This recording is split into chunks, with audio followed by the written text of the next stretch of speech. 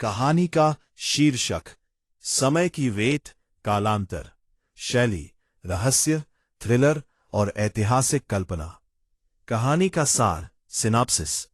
ये कहानी आर्यन नाम के एक पुरातत्वविद की है, जो राजस्थान के रेगिस्तान में एक प्राचीन मंदिर के नीचे एक ऐसी घड़ी मिलती है जो समय को नियंत्रित कर सकती है।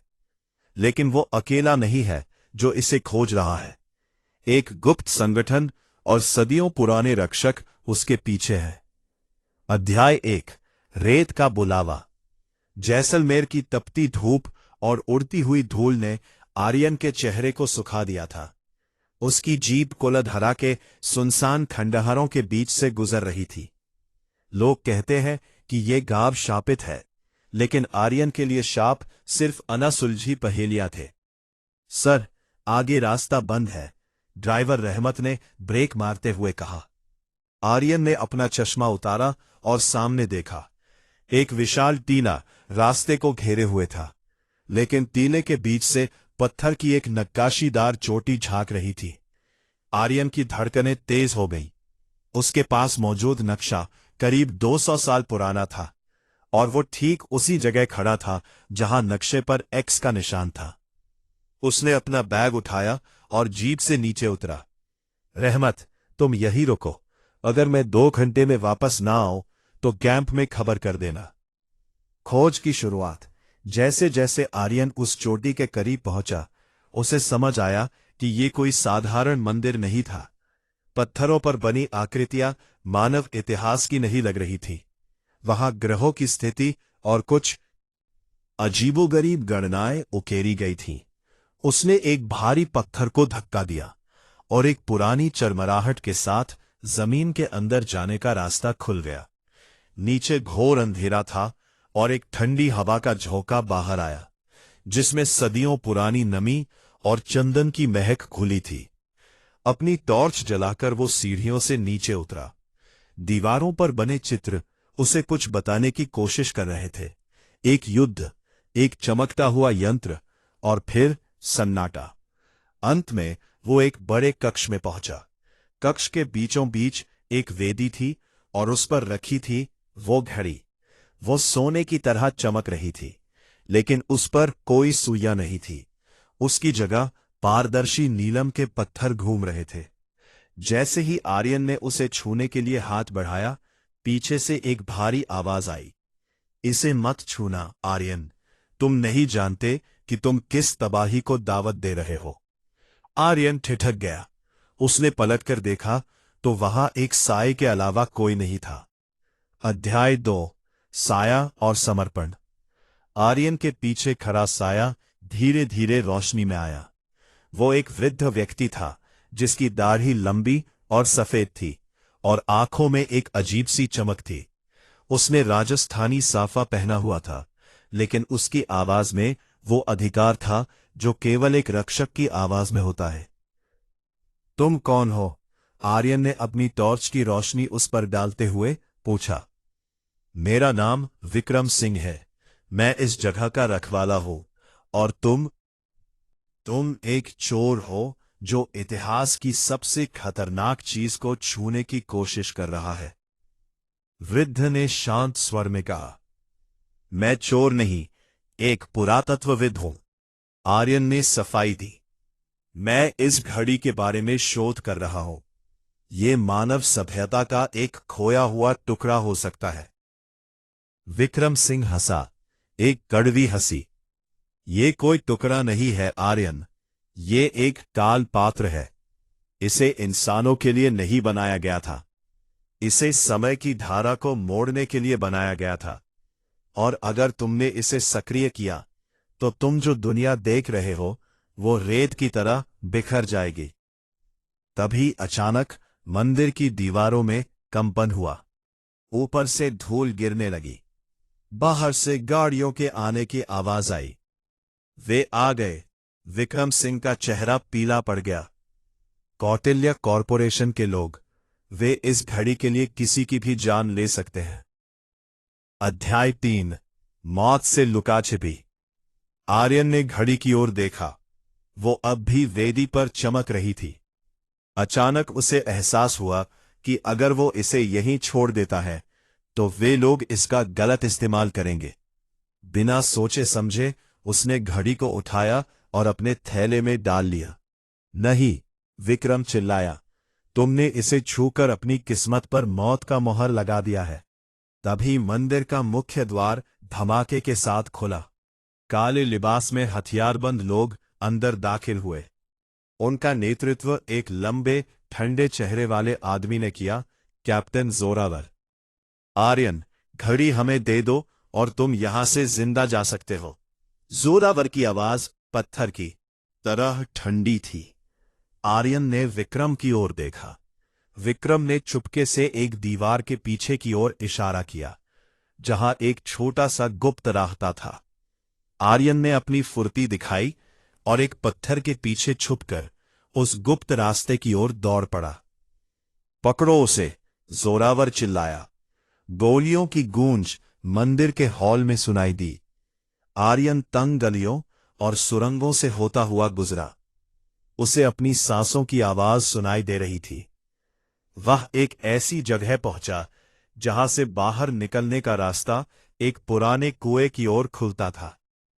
उसने पीछे मुड़कर देखा, विक्रम सिंह गायब थे, या वे भी उसी रहस्य का हिस्सा थे।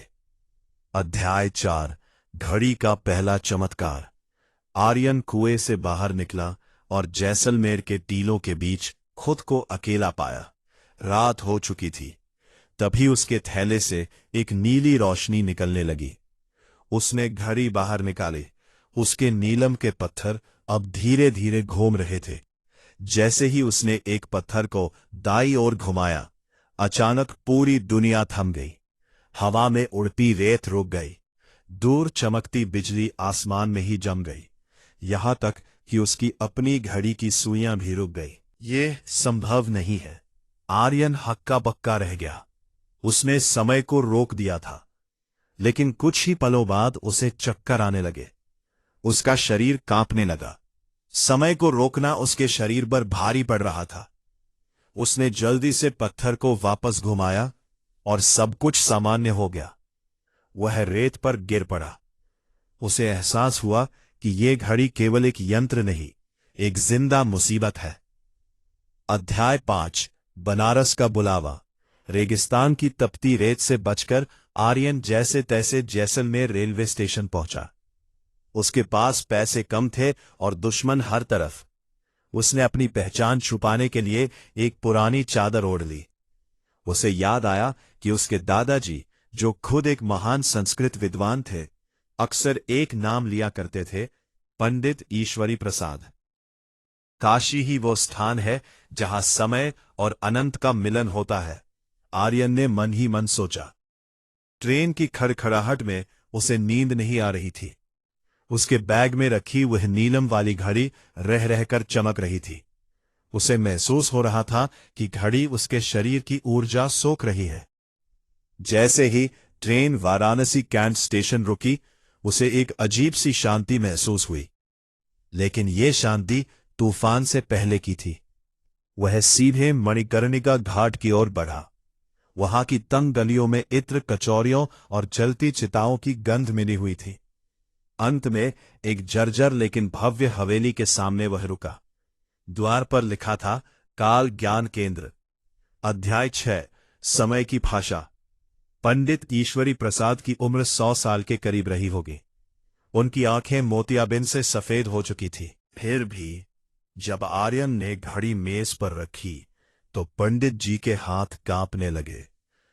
तुम इसे यहां क्यों लाए, मूर्ख बालक? पंडित जी की आवाज किसी गुफा की गूंज जैसी थी। ये यंत्र नहीं, ये पाश है। जो इसे धारण करता है वो समय का स्वामी नहीं, उसका दास बन जाता है। आर्यन ने घबराते हुए पूछा, बाबा, ये काम कैसे करती है? जैसलमेर में मैंने इससे समय को रुकते देखा। पंडित जी ने अपनी उंगलियां उस नीलम पर फेरी। इसे शून्य चक्र कहते हैं। यह प्राचीन खगोलविदों ने बनाया था ताकि वे ब्रह्मांड की उत्पत्ति देख सके। लेकिन इसके 3 हिस्से हैं। तुम्हारे पास सिर्फ वर्तमान का स्तंभ है। जब तक अतीत और भविष्य के हिस्से नहीं मिलते, ये घड़ी तुम्हें धीरे धीरे खत्म कर देगी। तभी हवेली के बाहर भारी जूतों की आवाज सुनाई दी। जोरावर के आदमी बनारस तक पहुंच चुके थे। यहां से भागो आर्यन, पंडित जी ने चिल्लाकर कहा। दशाश्वमेध घाट पर एक नाव खड़ी होगी। उस पर नील नाम का लड़का तुम्हें मिलेगा। वो तुम्हें हिमालय की उन गुफाओं तक ले जाएगा जहां दूसरा हिस्सा छिपा है। अध्याय 7, गंगा की लहरों पर खूनी संघर्ष। आर्यन गलियों में दौड़ रहा था। पीछे से गोलियों की आवाज आई। उसने मुड़कर देखा। जोरावर के शूटर छतों से कूद रहे थे। आर्यन ने भीड़ का फायदा उठाया और घाट की सीढ़ियों की ओर भागा। सामने गंगा मैया अपनी पूरी गरिमा के साथ बह रही थी। शाम की आरती शुरू होने वाली थी। शंखों की आवाज और हजारों दियों की रोशनी के बीच आर्यन ने एक छोटी नाव देखी। नील? आर्यन ने हाफते हुए पूछा। एक गबरू जवान ने हाथ बढ़ाया और आर्यन को नाव में खींच लिया। देर कर दी भाई, अब पकड़ के बैठो। नील ने इंजन स्टार्ट किया। तभी जोरावर किनारे पर आ गया। उसने अपनी स्नाइपर राइफल निकाली और निशाना साधा। एक गोली आर्यन के कंधे को छूकर निकल गई। दर्द से आर्यन कराह उठा। गुस्से और डर में उसने अनजाने में घड़ी के दूसरे पत्थर को जोर से दबाया। अचानक गंगा का पानी ऊपर उठने लगा। एक विशाल लहर उठी और जोरावर की टीम की नावों को पलट दिया। समय फिर से धीमा हो गया था, लेकिन इस बार पानी की बूंदें हवा में मोतियों की तरह लटक गईं। ये क्या जादू है? नील की आंखें फटी रह गई थीं। जादू नहीं, तबाही है, आर्यन ने दांत पीसते हुए कहा। जैसे ही लहर शांत हुई, उनकी नाव अंधेरे की ओर बढ़ गई। अध्याय 8, हिमालय के रहस्य और अतीत का स्तंभ। बनारस से निकलकर वे उत्तर की ओर बढ़े। नील सिर्फ एक नाविक नहीं था, वह एक गुप्त समाज काल रक्षक का हिस्सा था। उसने बताया कि घड़ी का दूसरा हिस्सा ऋषिकेश से ऊपर एक ऐसी जगह है जिसे दुनिया के नक्शे से मिटा दिया गया है, विस्मृत घाटी। जैसे जैसे वे ऊंचाइयों पर चढ़े, हवा ठंडी और पतली होती गई। आर्यन का घाव भर रहा था, लेकिन घड़ी से निकलने वाली नीली नसें अब उसके हाथ पर साफ दिखने लगी थी। वह घड़ी उसके मांस के साथ जुड़ रही थी। अगर हमने समय रहते दूसरा हिस्सा नहीं जोड़ा तो तुम इस घड़ी का हिस्सा बन जाओगे, नील ने गंभीर होकर कहा। वे एक बर्फीली गौफ के मुहाने पर पहुंचे। वहां की दीवारों पर संस्कृत में नहीं, बल्कि किसी अज्ञात लिपि में निर्देश लिखे थे। गुफा के अंदर एक विशाल दरवाजा था, जिस पर एक छेद बना था, बिल्कुल घड़ी के आकार का। आर्यन ने कांपते हाथों से घड़ी को उस छेद में फिट किया। एक भारी गड़गड़ाहट हुई और दरवाजा खुल गया। अंदर एक चैम्बर था, जहां एक चांदी का दंड तैर रहा था। यही था अतीत का स्तंभ। जैसे ही आर्यन ने उसे छुआ, उसके दिमाग में हजारों साल पुरानी यादें कौंधने लगी। उसने देखा कि कैसे ये दुनिया बनी और कैसे एक प्रलय ने सब खत्म कर दिया था। लेकिन तभी एक गूंजती हुई आवाज आई, रुको, इसे मत उठाना आर्यन, तुम एक बहुत बड़े धोखे का हिस्सा बन रहे हो। सामने कोई और नहीं बल्कि कैप्टन जोरावर खड़ा था, लेकिन इस बार उसके हाथ में बंदूक नहीं, बल्कि एक वैसी ही घड़ी थी।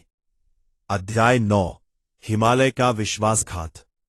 गुफा के भीतर गूंजती जोरावर की आवाज ने आर्यन के रोंगटे खड़े कर दिए। जोरावर के हाथ में भी एक यंत्र था, जो आर्यन की घड़ी जैसा ही दिखता था, लेकिन वो अधूरा था। आर्यन, तुम्हें लगता है कि तुम दुनिया बचा रहे हो? जोरावर ने अपनी बंदूक नीचे की, लेकिन उसकी आंखें नीली रोशनी से चमक रही थी।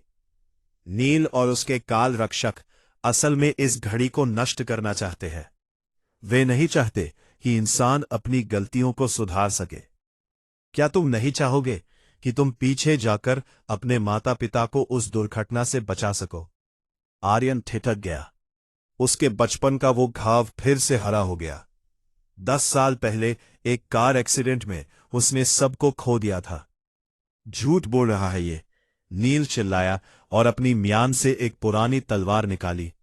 आर्यन, अतीत का स्तंभ समय को ठीक नहीं करता, वो उसे जड़ से मिटा देता है। दोनों के बीच लड़ाई शुरू हो गई। गुफा की छत से बर्फ गिरने लगी। आर्यन ने वो चांदी का दंड, अतीत का स्तंभ उठा लिया। जैसे ही उसने उसे अपनी घड़ी में जोड़ा, एक जबरदस्त विस्फोट हुआ। समय पीछे की ओर भागने लगा। गिरती हुई बर्फ वापस ऊपर जाने लगी। गोलियां बंदूकों में वापस लौटने लगी। आर्यन ने खुद को एक शून्य वॉइड में पाया। उसे समझ आया कि जोरावर उसे लालच दे रहा था, लेकिन नील भी पूरा सच नहीं बता रहा था। उसने घड़ी को जोर से घुमाया और खुद को और नील को गुफा के बाहर एक सुरक्षित बर्फीले ढलान पर पाया। जोरावर अंदर ही दब गया था, या शायद वो समय के किसी और कोने में पहुंच गया था। अध्याय 10। हम्पी के पत्थरों की पुकार। हमें दक्षिण जाना होगा, नील ने हांफते हुए कहा। उसका कंधा जख्मी था। तीसरा हिस्सा, भविष्य का चक्र, हम्पी के विजय विट्ठल मंदिर के उस पत्थर के रथ में छिपा है जिसे आज तक कोई हिला नहीं पाया। वे भेष बदलकर कर्नाटक पहुंचे। हम्पी के खंडहरों में सूरज की पहली किरणें पड़ रही थीं। पत्थर के नक्काशीदार खंभों से एक अजीब सी संगीत जैसी ध्वनि, म्यूजिक पिलर्स, निकल रही थी। आर्यन ने महसूस किया कि जैसे जैसे घड़ी पूरी हो रही थी, उसका शरीर भारी होता जा रहा था।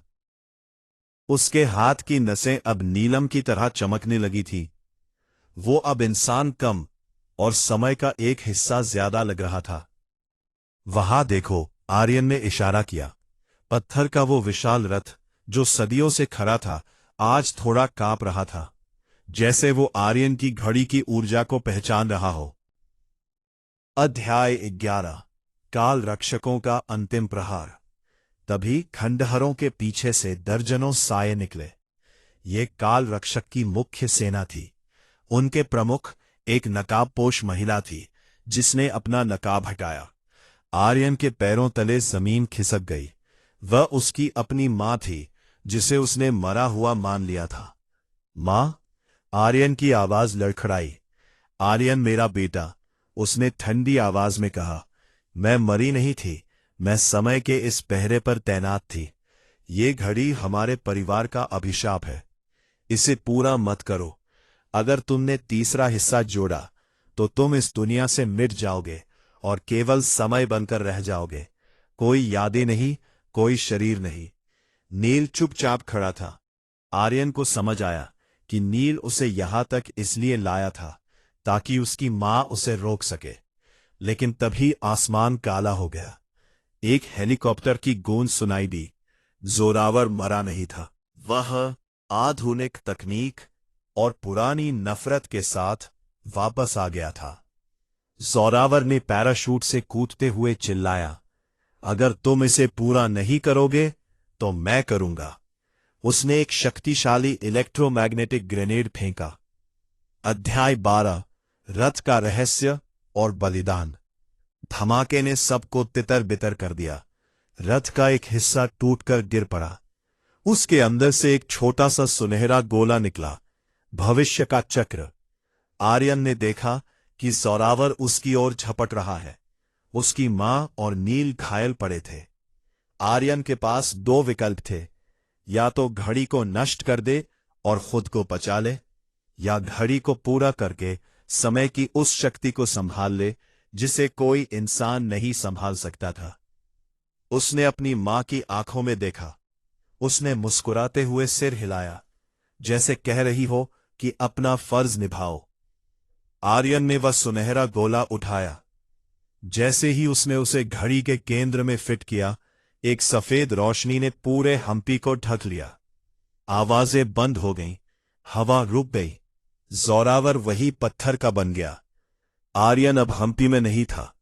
वो समय के एक ऐसे गलियारे में था जहां करोड़ों साल एक पल में बीत रहे थे। उसने देखा कि भविष्य में क्या होने वाला है, एक बड़ी तबाही।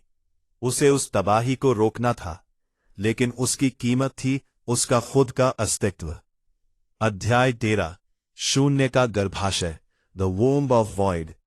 जैसे ही आर्यन ने भविष्य का चक्र उस प्राचीन घड़ी में स्थापित किया, हम्पी के खंडरों की भौतिक सत्ता विलीन हो गई। एक ऐसा धमाका हुआ जिसमें आवाज नहीं, केवल नीली और सफेद रोशनी का एक सैलाब था। ये रोशनी इतनी तीव्र थी कि जोरावर के सैनिक और खुद काल रक्षक, उसकी मां और नील सहित, अपनी आंखें मीचने पर मजबूर हो गए। लेकिन आर्यन कहीं नहीं गया था। वो वही था और फिर भी कहीं नहीं था। वो अब एक शून्य, डिमेंशन ऑफ जीरो में तैर रहा था। यहां ना ऊपर था, ना नीचे, न सिरा था, न अंत। चारों ओर कांच की अनगिनत दीवारें थीं, और हर दीवार में एक अलग समय, एक अलग सदी की झलक मिल रही थी। ये काल गर्भ था, समय का वो केंद्र जहां से भूत, वर्तमान और भविष्य की नदियां निकलती हैं। आर्यन ने अपने शरीर की ओर देखा। वो अब मांस और हड्डियों का नहीं बना था। उसका शरीर शुद्ध, चमकती हुई ऊर्जा का एक ढांचा मात्र रह गया था। उसकी रगों में खून नहीं, बल्कि समय की नीली स्याही बह रही थी। वो अब काल पात्र, द क्रोनोस डिवाइस का केवल धारक नहीं था, वो खुद काल पात्र बन चुका था। यह अद्भुत है। उसकी आवाज शून्य में गूंजी, लेकिन उसके होठ नहीं हिले। वह विचारों के माध्यम से बात कर रहा था। उसके सामने एक विशाल कांच की दीवार उभरी। उसमें उसने एक दृश्य देखा, जैसलमेर का रेगिस्तान, जहां से यह सब शुरू हुआ था। लेकिन यह वह दृश्य नहीं था जो वह जानता था। इस दृश्य में एक छोटा आर्यन अपने माता पिता के साथ कार में बैठा मुस्कुरा रहा था। वह उनके एक्सीडेंट का दिन था। उसके दिमाग में जोरावर की आवाज गूंजी, क्या तुम नहीं चाहोगे कि तुम पीछे जाकर अपने माता पिता को उस दुर्घटना से बचा सको? लालच बहुत बड़ा था। आर्यन का ऊर्जा रूपी हाथ उस कांच की दीवार की ओर बढ़ा। केवल एक स्पर्श, केवल घड़ी के अतीत वाले हिस्से को थोड़ा सा घुमाना, और नियति बदल जाती। कार उस मोड़ पर नहीं मुड़ती, वह ट्रक नहीं आता, और उसका परिवार सुरक्षित रहता। उसके हाथ कांच को छूने ही वाले थे कि तभी एक और गूंज सुनाई दी। यह उसकी मां की आवाज थी, जो उसने हम्पी में अंतिम क्षणों में सुनी थी। यह घड़ी हमारे परिवार का अभिशाप है।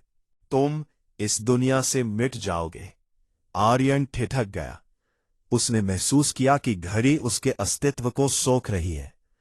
अगर उसने समय बदला तो कारण और प्रभाव, कॉज एंड इफेक्ट का चक्र टूट जाएगा। अगर उसके माता पिता नहीं मरते तो वह कभी पुरातत्वविद नहीं बनता, कभी उस रेगिस्तान में नहीं जाता, और कभी इस घड़ी को नहीं पाता। ये एक विरोधाभास, पैराडॉक्स होता, जो पूरी दुनिया को समय के एक अंतहीन लूप में फंसा देता। मैं अपनी खुशी के लिए पूरी दुनिया को दांव पर नहीं लगा सकता। आर्यन ने भारी मन से अपना हाथ पीछे खींच लिया। वह समझ गया था कि समय का स्वामी होने का मतलब उसे अपनी मर्जी से चलाना नहीं, बल्कि उसकी गरिमा की रक्षा करना है। तभी शून्य के उस गहरे अंधेरे में एक दरार पड़ी। जोरावर, जो हम्पी में पत्थर का बन गया था, इस शून्य में प्रवेश कर गया था। लेकिन वह इंसान के रूप में नहीं आया था। उसने अपने अधूरे यंत्र की शक्ति और इलेक्ट्रोमैग्नेटिक ग्रेनेड के रेडिएशन का इस्तेमाल करके खुद को एक समय विष, टेम्पोरल एनोमली में बदल लिया था। वह एक काला साया था, एक काली आंधी, जो इस शुद्ध रोशनी वाले शून्य को निगलने के लिए आतुर थी। तुम इसे नियंत्रित नहीं कर सकते आर्यन। जोरावर की विकृत आवाज हर तरफ से आई। मैं इसे नष्ट कर दूंगा। अगर समय मेरा नहीं हो सकता तो ये किसी का नहीं होगा। उस काले साए ने उस कांच की दीवार पर प्रहार किया, जिसमें आर्यन का अतीत था। दीवार में दरारें पड़ने लगी। जोरावर इतिहास को मिटाकर महाशून्य एनाइहिलेशन लाना चाहता था। अध्याय 14 अंतिम युद्ध और महासंगम। शून्य में शुरू हुआ ये युद्ध ब्रह्मांड के इतिहास का सबसे अनोखा युद्ध था। ये दो शरीरों की लड़ाई नहीं थी, ये दो सिद्धांतों की लड़ाई थी। एक जो समय को उसकी स्वाभाविक धारा में बहने देना चाहता था, आर्यन, और दूसरा जो उसे जबरदस्ती मोड़कर तोड़ देना चाहता था, जोरावर। जोरावर के काले साए ने आर्यन को चारों ओर से घेर लिया। आर्यन को लगा कि जैसे करोड़ों ठंडक भरी सुइयां उसके ऊर्जा शरीर में चुभ रही हो। जोरावर उसकी यादों को खुरच रहा था, उसकी पहचान मिटा रहा था। हार मान लो आर्यन, तुम केवल एक इंसान थे, मैं एक देवता बन गया हूं, जोरावर चिल्लाया। आर्यन कमजोर पड़ रहा था। उसे लगा कि उसका अस्तित्व रेत की तरह बिखर रहा है। तभी उसे घड़ी के तीसरे हिस्से, भविष्य का चक्र, से एक हल्की सी कंपन महसूस हुई। उसने अभी तक भविष्य नहीं देखा था। अपनी बची कुची ताकत बटोरकर आर्यन ने जोरावर के काले घेरे से बाहर निकलकर भविष्य वाली कांच की दीवार की ओर देखा। वहां उसने एक भयानक दृश्य देखा। जोरावर जीत गया था। समय की धारा टूट चुकी थी। तारे आसमान से गिर रहे थे, धरती फट रही थी और इंसानियत केवल राख के ढेर में तब्दील हो गई थी। हर तरफ सन्नाटा था, एक ऐसा सन्नाटा जिसमें जीवन की कोई गुंजाइश नहीं थी। नहीं, आर्यन की रूह कांप उठी। ये भविष्य नहीं हो सकता।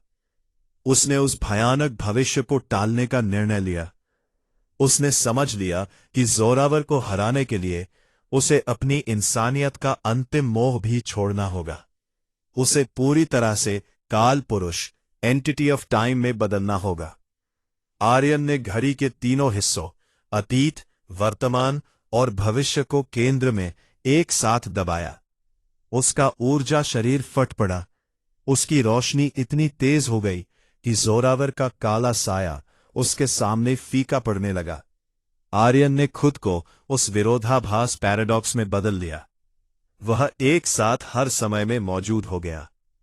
वह जैसलमेर की उस गुफा में था, वह बनारस के घाट पर था, वह हम्पी के रथ में था, और वह इस शून्य में भी था। तुम ये क्या कर रहे हो? जोरावर की आवाज में पहली बार डर सुनाई दिया। मैं समय को रोक नहीं रहा हूं, जोरावर। आर्यन की आवाज एक महासागर की लहर जैसी थी। मैं समय को रिसेट कर रहा हूं, तुम्हें उस क्षण में वापस भेज रहा हूं जहां तुमने पहली बार नफरत चुनी थी। आर्यन ने अपनी पूरी शक्ति का इस्तेमाल करके जोरावर के काले साये को समेटा और उसे काल गर्भ के सबसे निचले हिस्से में, एक अनंत जेल में धकेल दिया। जोरावर अब समय के किसी भी हिस्से को प्रभावित नहीं कर सकता था।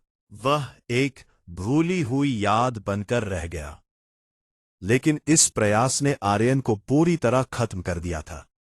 उसका अस्तित्व अब केवल भाप की तरह उड़ रहा था। जैसे ही वह विलीन हो रहा था, उसे एक आखिरी बार अपनी मां का चेहरा याद आया। उसे वो समय याद आया जब वह एक छोटा बच्चा था और उसकी मां उसे लोरी सुनाती थी। वह मोह जो उसे कमजोर कर रहा था, अब उसकी ताकत बन गया। उसने अपनी बची कुची ऊर्जा को एक धागे में पिरोया, एक ऐसा धागा जो समय की टूटी हुई धारा को फिर से जोड़ सके। उसने खुद को पूरी तरह से विसर्जित कर दिया। हम्पी में एक जोरदार धमाका हुआ। रोशनी गायब हो गई। धुएं के बादल छटे। वहां केवल धूल और सन्नाटा था। अध्याय 15 उपसंहार। समय की नई रेत। सूरज पूरी तरह से निकल आया था। हम्पी के प्राचीन पत्थर सुबह की धूप में सुनहरे चमक रहे थे। नील और आर्यन की मां धीरे धीरे होश में आए। वे जख्मी थे लेकिन जिंदा थे। उनके सामने पत्थर का रथ अब पूरी तरह शांत खड़ा था। जोरावर और उसके सैनिकों का कहीं कोई नामो निशान नहीं था। वे ऐसे गायब हो गए थे जैसे कभी थे ही नहीं। और आर्यन, वेदी पर जहां काल पात्र रखा था, अब केवल एक पुराना बेजान सोने का ढांचा पड़ा था। उसके अंदर से तीनों नीलम और वो सुनहरा गोला गायब थे। वह अब केवल एक प्राचीन खिलौना लग रहा था। आर्यन, उसकी मां चिल्लाई, खंडहरों में उसकी आवाज गूंजी, लेकिन कोई जवाब नहीं आया। नील ने उस बेजान घड़ी को उठाया और अपनी मां की ओर देखा। उसकी आंखों में आंसू थे। वह चला गया, मां। उसने खुद को समय की धारा को ठीक करने के लिए बलिदान कर दिया। जोरावर को हराने के लिए उसे समय बनना पड़ा। काल रक्षकों की टोली वहां पहुंच चुकी थी। उन्होंने पंडित ईश्वरी प्रसाद को भी अपने साथ लिया था। पंडित जी ने उस बेजान घड़ी को देखा और लंबी सांस ली। उसने वही किया जो लिखा था। पंडित जी ने कहा, कान पात्र अब कभी सक्रिय नहीं होगा। इसकी शक्ति अब उस बालक की आत्मा के साथ मिलकर समय की रक्षा कर रही है। वह अब इस दुनिया में नहीं है, लेकिन वह हर उस पल में मौजूद है जिसे हम जी रहे हैं। आर्यन की मां ने अपने बेटे के बलिदान को गर्व और दुख के साथ स्वीकार किया। उन्होंने उस बेजान घड़ी को एक गहरे संदूक में बंद कर दिया और उसे एक गुप्त गुफा में हमेशा के लिए छुपा दिया। काल रक्षकों का काम अब खत्म नहीं हुआ था, बल्कि एक नए अध्याय की शुरुआत थी। उस शांति की रक्षा करना जिसके लिए आर्यन ने अपनी जान दी थी। 1 साल बाद जैसलमेर के पुरातत्व विभाग में एक नई प्रदर्शनी लगी थी। प्रदर्शनी का विषय था कुलधरा और उसके अनसुलझे रहस्य। एक युवा इंटर्न जिसका नाम समीर था, एक पुरानी फाइल देख रहा था। यह आर्यन की फाइल थी। फाइल के अंत में आर्यन की एक तस्वीर लगी थी जिसमें वह मुस्कुरा रहा था। समीर ने खिड़की से बाहर देखा। रेगिस्तान में धूल भरी आंधी चल रही थी। तभी उसे लगा कि जैसे आंधी के बीच से एक आवाज आ रही हो, एक हल्की सी गूंज, एक जानी पहचानी मुस्कान जैसी। समीर ने अपना सिर झटका। पागलपन है, उसने सोचा। उसने आर्यन की फाइल बंद की और मेज पर रख दी। जैसे ही वह मुड़ा, फाइल के ऊपर रखी एक छोटी सी रेत की घड़ी, आवर ग्लास, अपने आप पलट गई।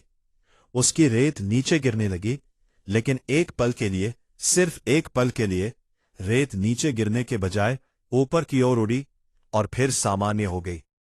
समय चल रहा था अपनी गति से, आबाद, लेकिन अब उसकी रखवाली एक ऐसी रूह कर रही थी जो कभी एक इंसान थी और अब महाकाल का एक हिस्सा थी। आर्यन की कहानी खत्म हो चुकी थी, लेकिन समय की कहानी, वह तो अभी शुरू ही हुई थी।